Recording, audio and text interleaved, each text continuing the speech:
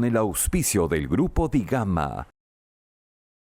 Bienvenidos a Rumbo Minero. Bienvenido, César, ¿cómo estás? Qué gusto, Jorge, ¿cómo estás? Bien, esta semana hemos preparado como Rumbo Minero un programa especial con el tema de los conflictos sociales que estamos viviendo, no solamente en minería, sino con lo que estamos viendo en la capital, lo que estamos viendo en todo el Perú. Y para ello tenemos a Javier González Olaechea, doctor en Ciencias Políticas, experto en gobierno e internacionalista. Él va a hablarnos de conflictos sociales y el complicado año para la minería peruana y también de política, por supuesto. Exactamente, y tendremos también la presencia de Pablo O'Brien, que destacó muchísimo en la última versión de Perumín en Arequipa. Él es historiador, especialista en administración de recursos naturales y gestión social. Vamos a hablar si hay mecanismos, formas concretas de poder prevenir tales conflictos. Así es. Quédese con nosotros si quiere saber cómo solucionar, cuáles son las formas de solucionar estos conflictos sociales que estamos viviendo. Rumbo Minero ha preparado este programa especial. A continuación, por favor, acompáñenos a ver los resultados de nuestra encuesta en Twitter de Rumbo Minero de la semana. A la pregunta, en la medida que la economía global y peruana se desacelerarían en el año 2023 y tomando en cuenta que la exploración minera está detenida, el Ejecutivo debería A. Dar beneficios tributarios 22,9%, aceleración de los procesos 31,3%, C. Simplificación de licencias 46,8%. Muy interesante la encuesta. Al final del programa daremos la nueva pregunta para nuestras redes para la próxima semana. A continuación, acompáñenos a las principales noticias mineras de la semana a cargo de Gabriela Chicoma.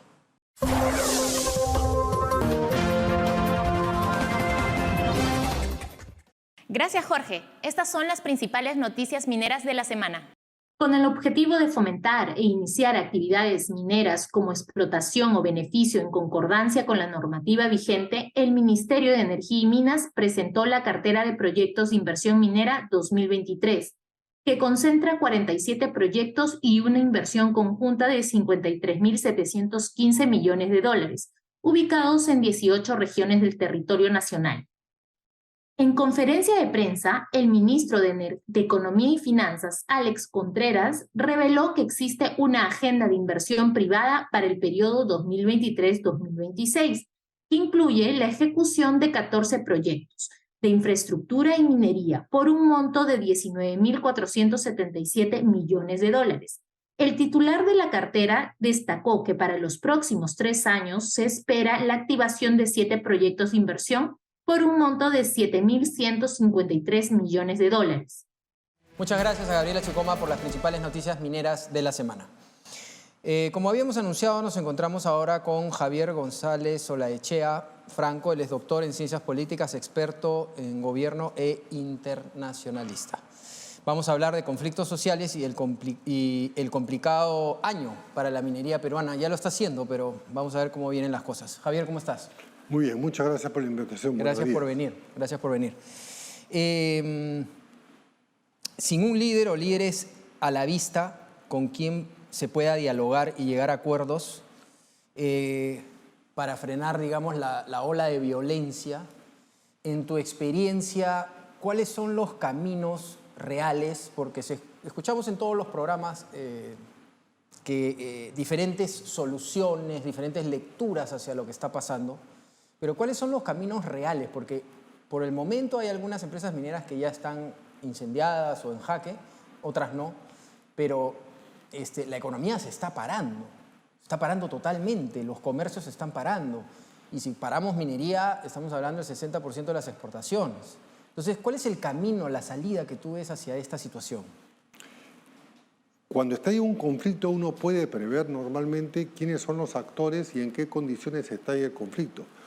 Cuando buscas soluciones, normalmente es mucho más difícil de prever porque pueden haber nuevos actores y nuevas condiciones. Es el caso de los conflictos que se han producido y se siguen produciendo en el país. Hay nuevos actores y estos no desean dialogar, de manera que yo no avisoro en el corto plazo una solución por la vía del diálogo, sino solamente en el marco del Estado de Derecho, imponiendo la legítima fuerza y obviamente recurriendo a los mecanismos, por ejemplo, toque de queda, como le ha sugerido, en zonas convulsionadas y otras. No hay alternativa en el corto plazo. Sin duda hay que cerrar filas en torno a la prioridad del orden, porque si no empezamos por el orden, ¿cómo vamos a iniciar un diálogo? El país se tiene que pacificar. Un informe de los servicios de inteligencia de la policía, del cual dio cuenta el diario El Comercio hace algunas semanas, hablaba que hay 130 actores que promueven las paralizaciones en distintos lugares del país. 130 personas. ¿Cómo identificar con quién se dialoga? ¿Cómo poder decir hay un líder, una persona que los articula en toda su agenda? Bueno, tú le has puesto cifras a lo que yo comenté. Justamente cuando se inicia toda esta preparación orquestada, porque está orquestada claramente desde el exterior, y con actores locales uno podía identificar a unos otros actores, comenzando por el expresidente Castillo, sus congresistas, dando vueltas por sus todo operadores, el país. Guillermo Bermejo, correcto. Raúl Novecilla. Pero ahora tienes, bueno, aparentemente 130, podrían ser más, pero hay también nuevos actores internacionales. Vemos cómo este cuarteto de presidentes latinoamericanos tienen la desfachatez de declarar sobre cuestiones internas en el Perú. Ayer solamente. Es decir, estamos hablando de México, Colombia, Brasil y Argentina, por no citar a otros. De manera que es muy difícil prever una solución constitucional en el corto plazo, pero le compete, por no decir le obliga, la Constitución a la Presidenta a restablecer el orden público y hacer uso de todos los mecanismos, el estado de emergencia, el toque de queda, y finalmente conducirse así hasta que entregue el poder. Con respecto a la minería, entremos un poco ya al tema minero. Desde hace mucho nos quejamos acá en este programa que los gobiernos en general extienden la mano puntualmente para cobrar sus impuestos a la minería, pero a la hora de haber conflictos, en algunos casos no los solucionan, no llegan a tiempo, eso significa antes de que se arme el conflicto. Y en algunos casos hemos visto a Guido Bellido, hemos visto a Mirta Vázquez diciendo vamos juntos a cerrar las minas, ¿no? ¿Cuál es siendo un país que tiene extrema pobreza, que tiene pobreza y que tiene los minerales como los tiene y lo que se viene con respecto al cobre en el mundo, al litio, que ya se habla, especialistas ya hablan de que van a haber problemas para conseguir cobre por la necesidad mundial que va a haber? ¿En qué deberíamos convertir la minería peruana, que está avanzando del 1 al 10, avanza a nivel 3, cuando debería estar avanzando a un nivel de la necesidad de la pobreza del Perú? Deberíamos convertirla de una vez por todas y que el Perú entienda en el motor principal del desarrollo, por un lado, pero con una protección del Estado, porque el Estado no solamente debe entonces circunscribirse a recaudar de impuestos, tiene que darle todas las garantías del caso. Por cierto que hay muchos reclamos que son razonables, algunos amparados por la ley incluso, de las zonas aledañas, inclusive de las comunidades vinculadas o que están en las zonas mineras, y hay que atenderlas, pero no de manera reactiva. El gobierno siempre actúa de manera reactiva. El Viceministerio de Gobernanza Territorial no hace prevención en la práctica. Entonces, los conflictos estallan y se prolongan. Y entonces, cuando se prolongan, hay nuevos actores, como lo mencioné al principio de la entrevista. Y esos nuevos actores normalmente tienen intereses protervos. Porque, por un lado, incendian la pared, por otro lado, el otro hermano es abogado de la minera. Recordemos lo que sucedió en Bambas. De manera que eso hay que denunciarlo. La Fiscalía de la Nación aparentemente al respecto todavía no está actuando con la severidad del caso, pero también en otras situaciones. Ayer Antauro Humala llamaba prácticamente a Sendero Luminoso como el mejor producto de la izquierda radical. Eso es apología del terrorismo.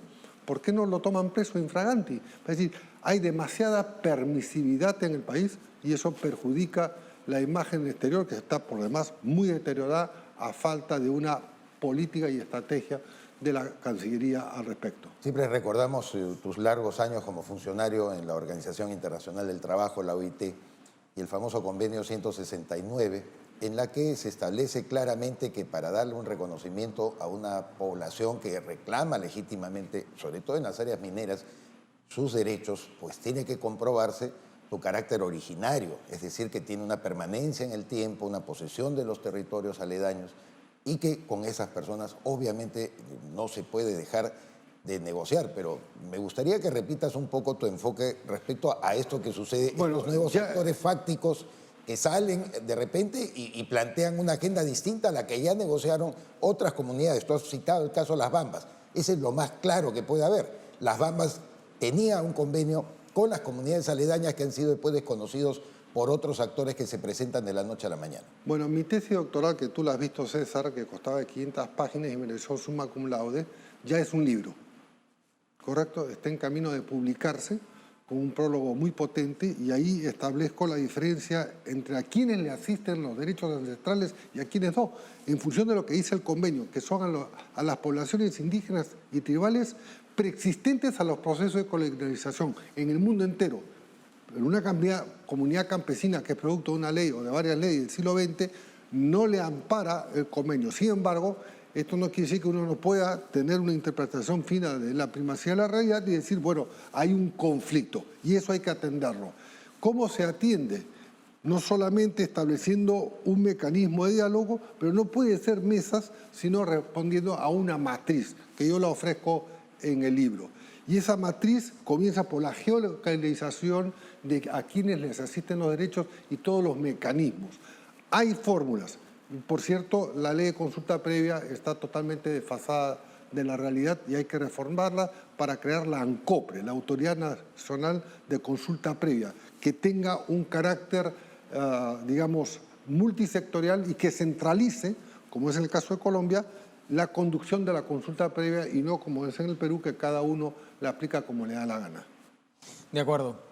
Bien, finalmente, Javier, y muy corto, por favor, ¿cuál es tu llamado hacia el gobierno? Específicamente hablabas de toque de queda, ¿no?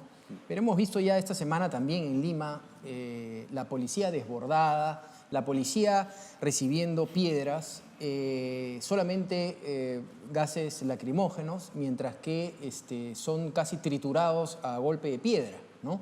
¿Cuál es tu llamado hacia lo que debe hacer el gobierno con respecto a esa multitud vandálica? No estoy hablando de la multitud que tiene todo el derecho de poder tener una manifestación, sino a los que están en las primeras líneas, que los vemos por las cámaras de la Municipalidad de Lima, cómo le tiran piedras hasta agredirlos de una manera fatal en algunos casos a la policía, ¿no? Bueno, que ejecute lo que ha decretado, que es el estado de emergencia. El estado de emergencia, en el artículo pertinente de la Constitución, dice que las Fuerzas Armadas concurren en auxilio de la Policía Nacional. ¿Qué esperan para sacar las tropas? Porque claro, cuando los manifestantes se ven, digamos, frente a los policías, y estos que prácticamente hay algunos en videos que ni siquiera tienen escudos, avanzan contra ellos en número. Pero si ven tanquetas y ven uniformados, en el marco de la ley de lo que está rigiendo, ya la cosa cambia. Va a decir que ejecute lo que ha decretado. Y muy cortito, ¿qué te parece la presencia de tropas en la frontera con Bolivia? Me parece importante, pero tiene que terminar la tarea, que es ubicar todo lo que pasa por la frontera. Hemos visto armas, dinero y demás. Yo soy de la tesis de que hay que cerrar la frontera por un tiempo. Claro, esto ahoga financieramente a Bolivia, pero Bolivia nos exporta violencia. Bolivia nos manda ponchos rojos, Bolivia a través de Hezbollah y lo único que hay por ahí también es contrabando, ¿no? Por supuesto. Hay que Va a decir, Bolivia no le dan ni es un uno de dólar los a los actores, impuestos peruanos. Bolivia es uno de los actores externos que desestabiliza la democracia peruana. Entonces respondámosle con la fuerza y dentro del marco del derecho internacional. Va a decir, aquí no hay ninguna violación. Se le cierra la frontera, se expulsa al embajador boliviano y vamos a ver si le va a gustar. De acuerdo. Muchísimas gracias por la claridad y por tus comentarios y esperamos tenerte pronto en Rumbo Minero. Buenos días y muchas gracias por la invitación. Bien, vamos ahora a una pausa comercial. Para este año 2023, la inversión minera en el Perú superaría los $5.600 millones, permitiendo así marcar la pauta para el crecimiento económico del país. A través de Minpro 2023, impulsamos las transacciones comerciales de la gran industria minera y sus proveedores. Separa tu stand y participa en la rueda de negocios más importante del sector minero, que abrirá sus puertas el 27 y 28 de junio en el Hotel Westin, la cual será liderada por el ingeniero Roque Benavides, presidente del directorio de Compañía de Minas Buenaventura. No dejes puedes pasar la oportunidad de presentar tus productos y servicios al sector más importante para la reactivación económica. Haz negocios con el sector minero. Separa tu stand y participa en la rueda de negocios de Minpro 2023.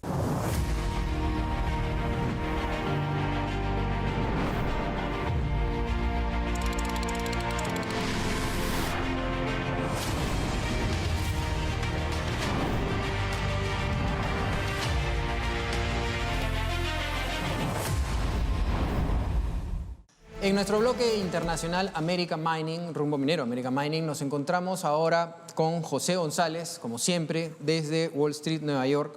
Nos va a hablar un poco de la inversión minera, el crecimiento en China. Además, José es editor internacional de la revista Rumbo Minero. Así que los temas que desarrollamos con él se tocan también en nuestra revista Rumbo Minero. José, ¿cómo estás? Bienvenido. Bien, Jorge, encantado. Siempre un placer.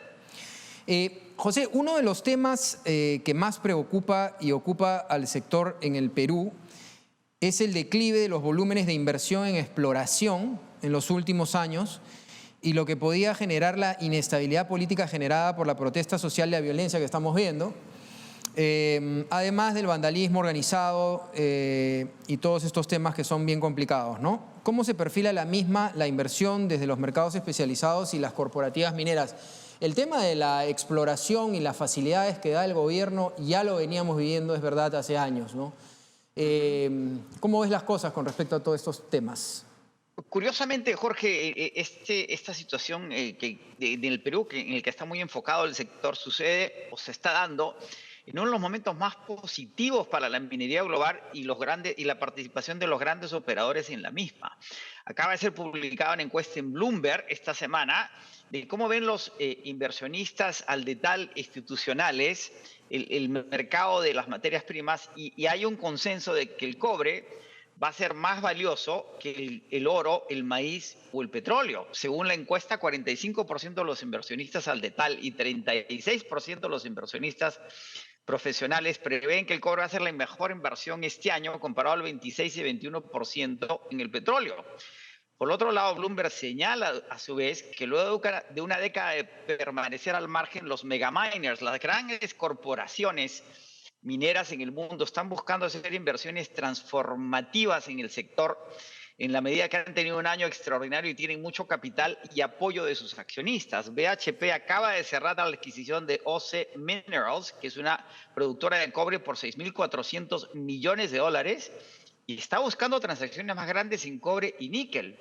Río Tinto está buscando activamente inversiones en litio y Glencore está enfocado en oportunidades estratégicas que agreguen valor a sus operaciones existentes. De hecho, por primera vez está desarrollando una mina de cobre en Argentina de cero, cosa que Glencore nunca había hecho. Por otro lado, Ma'aden, que es la compañía, el minero estatal saudí, acaba de anunciar el lanzamiento de un fondo en conjunción con el Fondo Soberano de Riqueza de Arabia Saudita, con un capital inicial de $3.200 millones enfocado en hierro, cobre, níquel y litio, cuyo primer objetivo es comprar 20% de Vale, que acaba de anunciar, como lo dijimos en Rumbo Minero, la separación de su unidad de cobre y níquel en Brasil. Este fondo va a ser alimentado por $3.000 millones al año para invertir en acciones de compañías mineras y recuperar la inversión con mineral producido por las mismas. Y las mayores mineras están considerando inversión en exploración y nueva producción. En función de esto, el Perú sigue siendo un objetivo ideal e imprescindible por aquello que los geólogos llaman los tiempos geológicos y la meteórica, que se determinó más o menos hace 65 millones de años. Hay que tomar en cuenta siempre que el activo minero es permanente, claro, mientras que el conflicto es, sin lugar a dudas, temporal. De acuerdo, José. Por otro lado, pareciera que las expectativas de recesión que tanto se anunciaron para este año 2023 a nivel global, me refiero, como que se están ralentizando y sobre todo por la expectativa que se tiene más bien de que China pueda, a partir del segundo semestre, generar un despegue de su economía. ¿Cómo podemos más o menos valorar este panorama? Todo ese feeling, como se diría en inglés, ese sentimiento como que se consolidó en Davos, César. Hubo tres elementos en la discusión de Davos que ha generado este optimismo. Uno, el fin del COVID-0 en China, que va a generar una mayor actividad económica en China. Dos, la caída en 80% de los precios del gas natural en Europa, que habían subido 400%, pero al caer 80% determinan que el incremento solo es del 20%, que es más o menos normal. Y tres, la aprobación de la ley contra la inflación en los Estados Unidos, que contempla inversiones en infraestructura, particularmente de renovación energética. Hay un conflicto porque los europeos dicen que es un subsidio desleal. Sin embargo, la inversión va a suceder y las dinámicas de crecimiento en los Estados Unidos podrían mejorar. De ahí que los CEOs encuestados en Davos están más enfocados hoy en que vamos a tener un aterrizaje suave y no un aterrizaje forzoso. En el mismo Davos, el vicepremier chino Liu He, que es el encargado de la economía en China, dice que China va a crecer 5.5% en el 23 comparado al 3% del 22 y por encima del 4.4 y el 4.6 que prevé en el fondo y el Banco Mundial. La directora del FMI, Kristalina Georgieva, dijo en Davos que el 2023 va a ser menos malo de lo que se pensaba hace un par de meses y anuncia que se van a recalibrar las proyecciones de crecimiento en el fondo. Sin embargo, dice que no van a ser dramáticamente mejores. Ahora bien, contra este ola de optimismo, los bancos centrales tienden a ser más escépticos porque dicen que si la recuperación es como espera el sector privado, eso pondría presión en la inflación, que a su vez pondría presión en las tasas de interés, que a su vez podría generar esa recesión que nadie quiere. Muchísimas gracias, José, por atendernos desde Nueva York para American Mining y esperamos tenerte, como siempre, la próxima semana. Un placer siempre, Jorge. Bien, ahí estuvo José González con American Mining, nuestro bloque. Además, como saben, es editor internacional de la revista Rumbo Minero. Bien, César. Sí, Jorge, momento de presentar el bloque del Instituto de Ingenieros de Minas del Perú.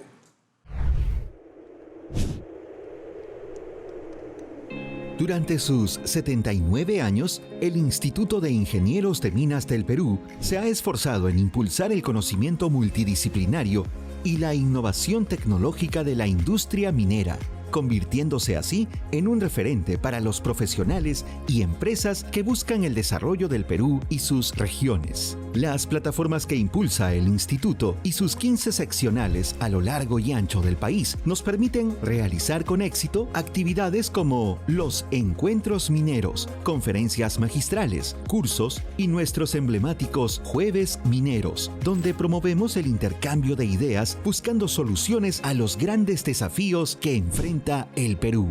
Asimismo, buscamos aproximar de manera activa al público en general a la realidad del sector minero y su desempeño a través de la publicación de libros, boletines y la revista Minería.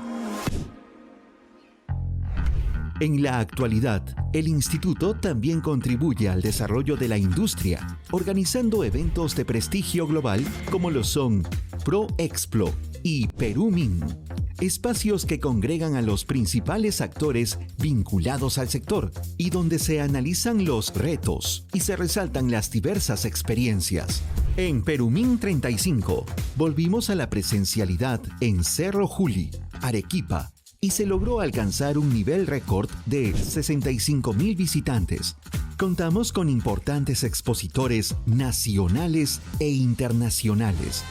Entregamos el Premio Nacional de Minería y reconocimientos a las mejores propuestas de PeruMin Inspira y PeruMin Hub. Extemin, con más de 800 empresas representadas y 11 delegaciones internacionales, impulsó el intercambio y actualización tecnológica de la minería, así como el relacionamiento con las empresas. El Instituto de Ingenieros de Minas del Perú mantiene su compromiso con la promoción de la inversión minera competitiva, responsable, sostenible y solidaria, buscando un desarrollo económico equitativo y la mejora de la calidad de vida de todos los peruanos. Bien, ahora nos encontramos con Pablo O'Brien. Él es historiador, especialista en recursos naturales y gestión social. Lo hemos invitado a Rumbo Minero para hablar sobre si hay forma de prevenir los conflictos sociales en el sector minero. Un viejo tema, pero Pablo ha estado en muchas exposiciones donde lo hemos podido ver tener una forma de pensar distinta. ¿Cómo estás, Pablo? Muchas gracias por la invitación. Muy bien, un gusto estar con ustedes. Muchas gracias. La severa convulsión social que vive el Perú en este momento, desde el 8 de diciembre del 2022 hasta la fecha, se hace sentir cada vez más a nivel del Ministerio de Economía y Finanzas. Ha precisado el Ministerio que el costo de las protestas en el Perú asciende a 2.100 millones de soles al 23 de enero, o sea, hace poco, digamos, ¿no? Y este monto equivale más o menos, bueno, haciendo la conversión a 500 millones de dólares, ¿no? Y que se concentra en la zona sur del país. Entonces la pregunta es, ¿son conscientes nuestros compatriotas del sur de las consecuencias de las olas de protesta y la destrucción que se está dando? O sea, ¿qué es lo que está pasando con respecto, no a los violentistas, no a los terroristas, porque estos ya sabemos qué quieren, ¿no? Pero ellos son una minoría dentro de una masa que está reclamando cosas, pero ¿están calculando los huecos económicos que se le vienen? Yo creo que son conscientes, pero que no les interesa tanto porque ese tema no les llega, no los afecta, sobre todo en Puno, ¿no? Que hay informalidad total, ¿no? Que hay más bien un tema de informalidad. Yo creo que a ellos lo que les está afectando principalmente son las ferias, ¿no? Por eso los sábados y domingos siguen haciendo ferias, ¿no? O sea, la economía rural gira en torno a otras, digamos, dinámicas que en este caso no están afectando tan directamente a la economía campesina, que es una economía más de subsistencia. ¿De trueque? Más de subsistencia, digamos. Puede ser que todavía ya esté absolutamente monetizada, pero es una economía de subsistencia. Entonces, ellos van a ir a sembrar o hacer sus actividades en función, digamos, de lo que mande en este momento la temporada, que es una temporada que suele ser de lluvias, en donde no hay tanta actividad. Entonces, por eso se pueden ir movilizando tanto, ¿no? El problema aquí es que digamos, ingresos que provienen de la minería, principalmente, está muy mal manejada. Y creo que todo el sistema del canon y de la repartición ha terminado siendo un fracaso. Efectivamente, Pablo, 7.844 millones de soles, que es lo que proviene del canon, y según ha reportado el Ministerio de Economía, solo se ha ejecutado el 60%. ¿Tú tuviste alguna alusión a este tema, sobre todo en la participación que tienen a veces gobernadores, alcaldes en promover conflictividad social en vez de solucionarlo? Así es. Cuando estuviste en Perumín. Entonces, esto hay que decirlo con toda claridad. 60% de ejecución casi es nada. Casi es nada. Y en Puno, sobre todo, peor todavía. Sí, el problema pasa por esto, ¿no? O sea, tenemos una regionalización que nadie menciona, pero que ha estado muy mal llevada. Exacto. Y yo creo que es parte de las causas de los problemas que estamos teniendo. De alguna manera, la política, como se está moviendo ahora en el Perú, se mueve a partir de la, digamos, captura o de los recursos que se tienen en las municipalidades y que se tienen en las regiones. Digamos que un alcalde es elegido básicamente por las constructoras que están detrás o la gente que está detrás que quiere hacer negocios con la municipalidad.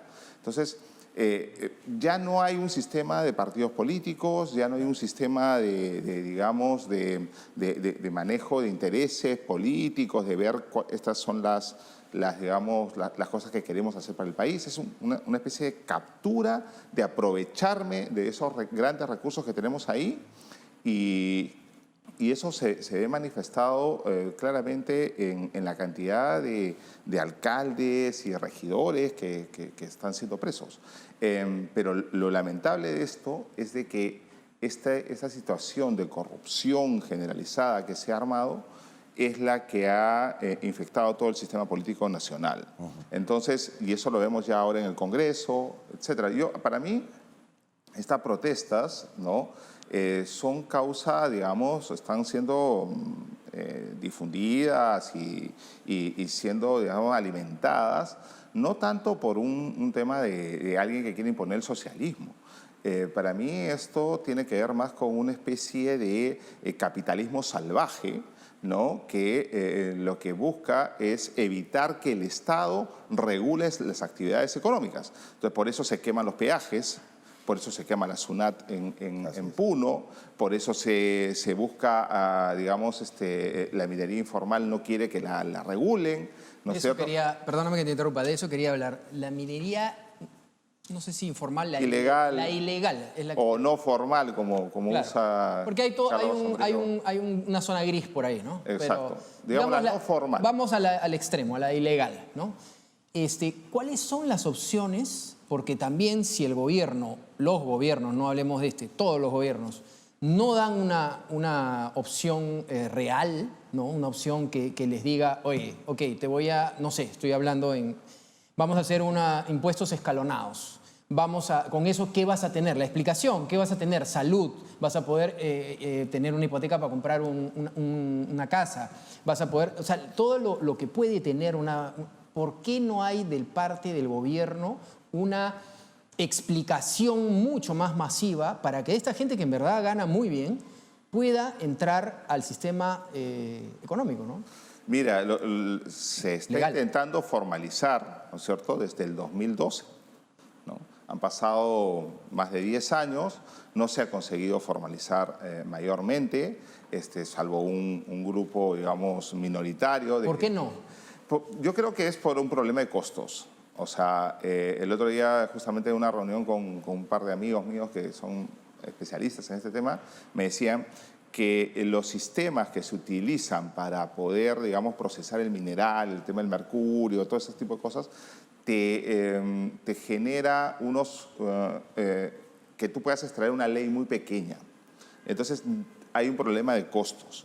Hay un problema de costos que impide, y obviamente, o sea, todos lo sabemos, en el Perú hay unos sobrecostos brutales y uno es formal, ¿no? Entonces, por eso la informalidad, el 70% de la economía nacional es informal. O sea, ¿por qué nos sorprende que la minería sea informal cuando el 70% de, digamos, todo el sistema económico es también informal? Pero cabría la opción de dar algo especial para ellos, para que se puedan meter en la economía formal. Yo digo porque este contrabando de Puno lleva también oro. No, sí, claro. Oro que es además exportado por Bolivia con toda la frescura del mundo, ¿no? Claro, pero ahí a lo que vamos es a justamente esta falta de control territorial que tiene el país, ¿no?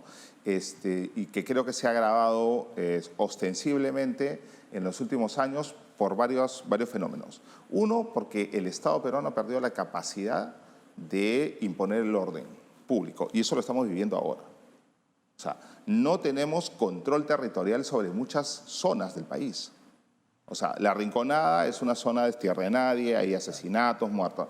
Secocha, donde hace poco hubo un enfrentamiento con 13 muertos. Bueno, 13 muertos, y por ahí dicen que en realidad han sido 40. Cerro del Toro, la zona, digamos, alta de donde está Virú, la Sierra de la Libertad, el Braem, La Pampa, no Madre de Dios. No hay control territorial. No hay un control territorial. El Estado ha perdido ese control y lo han ido ganando también otro tipo de organizaciones. Entonces, por ejemplo, las rondas campesinas tienen un control territorial sobre determinadas zonas. Ese es un problema fundamental, ¿no? Finalmente, Pablo, el gobierno a través del Ministerio de Energía y Minas ha señalado que existe la intención de promover 47 proyectos por más de 53.000, casi 53.800 millones de dólares en 18 regiones del Perú. En la circunstancia actual, ¿qué viabilidad le ves tú a la posibilidad de que realmente se alienten inversiones? Yo creo que sí tenemos el problema que ni siquiera el turismo podemos mantenerlo. Han suspendido el 100% de pasajes de España hacia el Perú, de visitantes iban a venir el 100% hasta marzo. O sea, recién en abril se verá. ¿Cómo será con el caso de los inversionistas? Bueno, digamos, el sector minero ha demostrado, ¿no?, que es muy resiliente, ¿no?, a las situaciones y que es capaz de operar en condiciones mucho más complicadas, ¿no? O sea, están en África, en otros lugares. Pero obviamente esto es un golpe muy fuerte para las inversiones en el Perú y aquí nuevamente viene el tema, o sea, no puede ser que un grupo de personas lleve al Estado a una situación en que se cancelen, por ejemplo, que no podamos garantizar el orden público. Esta situación es insostenible, ¿no? Y no podemos permitir ni ceder ante esta presión. Si nosotros en este momento, el gobierno está en una situación sumamente complicada, pero es el momento de ser muy firmes en esto e impedir que los violentos impongan su agenda por la fuerza. Porque esto ya lo hemos vivido además en el sector minero, lo que está ocurriendo ahora en el Perú a lo largo de, sobre todo en la zona sur, eso es algo que ya el sector minero lo ha vivido, se ha extendido simplemente, ¿no?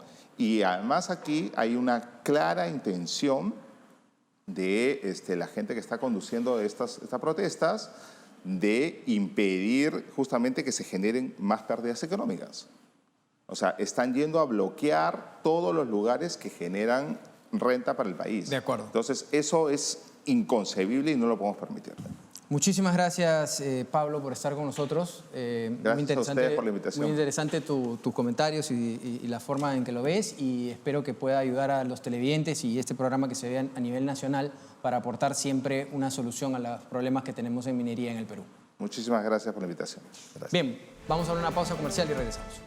Anuncia, posiciona y amplía la cartera de clientes de tu empresa en el mayor y más completo directorio minero del Perú y América. Rumbo Minero 2023, herramienta indispensable de consulta para las gerencias y jefaturas de empresas y contratistas mineras que deciden la compra de equipos, productos y servicios. Más de 300 empresas proveedoras anuncian y participan en el directorio físico y digital más importante del sector minero. Rumbo Minero 2023. Más de 100.000 profesionales mineros acceden y consultan nuestro directorio de forma anual, convirtiéndolo en su principal fuente de información de compra exclusiva y detallada. Según una encuesta realizada por Ipsos, el 49% considera que Rumbo Minero America Mining es la revista líder del sector minero y un 61% opina que es una excelente herramienta para la toma de decisiones. Pregunte por los beneficios que tiene nuestra multiplataforma y obtenga el paquete de publicidad más completo para su empresa, ahora a nivel internacional. Cierre de publicidad 14 de febrero. Escríbenos a ventas@rumbominero.com. Invierta bien, invierta con los líderes. A continuación, acompáñenos a ver la bolsa de trabajo en el sector minero gracias a la Headhunter Curac.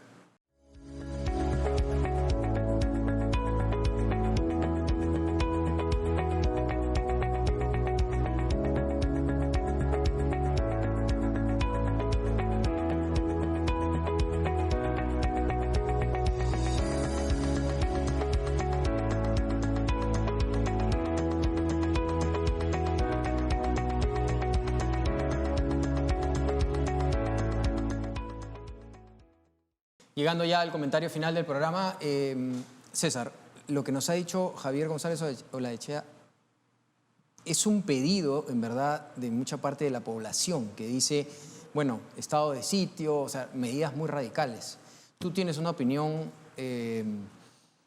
diferente de repente sobre estos temas. ¿Qué es lo que se debe hacer, piensas tú, como un analista político importante?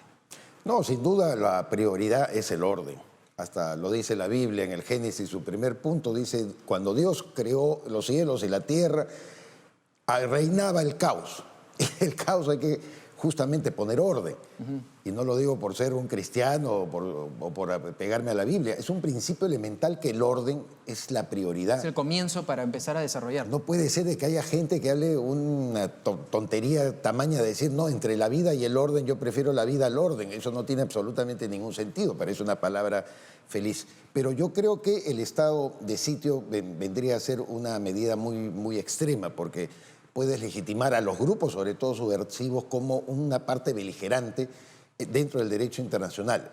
Pero Javier González Olaechea, como también Pablo Bryan, tienen razón en que el estado de emergencia debe hacer prevalecer las normas existentes actualmente y que están perfectamente enmarcadas en la Constitución Política del Perú. Se han suspendido las garantías y, por lo tanto, la inteligencia tiene que operar para separar a los revoltosos, violentos, además subversivos, del resto de la gente Y que quiere la protestar. policía no puede seguir siendo carne de cañón de esa manera. No, por supuesto. No, o sea, no puede ser que se defiendan de las piedras con sus escudos. Eso no puede ser. Y hay que ser bastante consecuentes, Jorge. Nuestra plena identidad con nuestra Policía Nacional Así en es. estas circunstancias. No vale medias tintas ni decir sí, pero no, no, pero sí, que la policía agrede. No, la policía es provocada por una serie de personajes que están tratando de azuzar una violencia extrema y que así fue como empezó en los años 80 la subversión terrorista en nuestro país. Así es, todo el apoyo a nuestra Policía Nacional, que no puede seguir siendo agredida de esa manera. El gobierno tiene que darle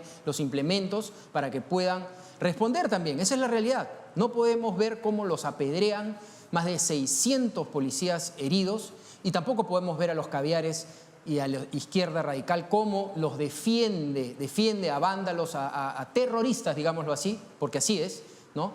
Por supuesto que hay gente que está manifestando de manera correcta, que tiene el derecho, pero también hay un montón de gente ahí que agarra a piedrazos a los policías, a fuegos artificiales para hacerles daño.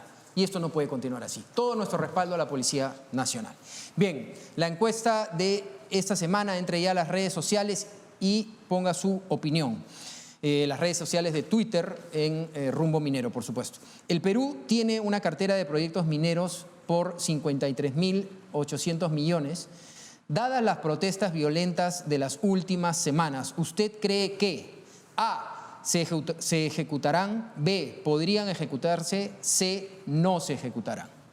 Bien, entre a las redes sociales, a Twitter de Rumbo Minero y por favor participe de estas encuestas de la semana que son muy importantes. Muchas gracias, César, como siempre, por estar con nosotros. A continuación, venimos con Perú Construye, no se olvide.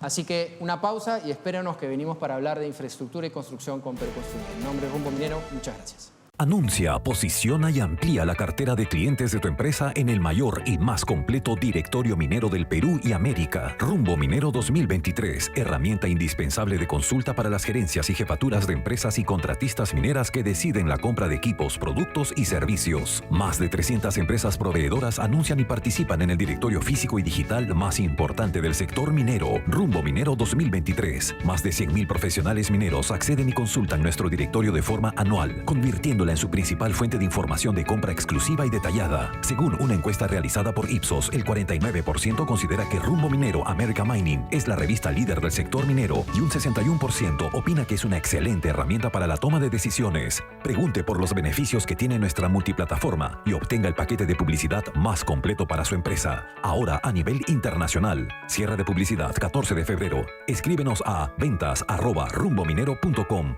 Invierta bien, invierta con los líderes.